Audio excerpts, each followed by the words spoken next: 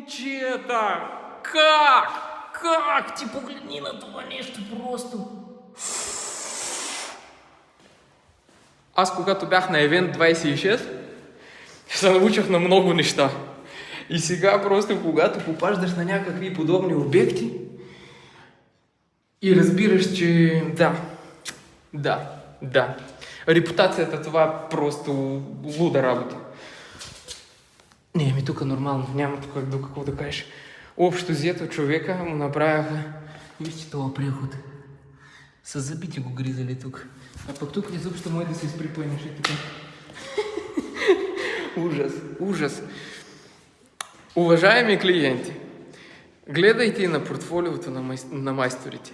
Не просто цена. Тук важно ви си правите заведнъж. Представете си инфлация. Всичките тези работи с време практически ще се обесцени този ремонт.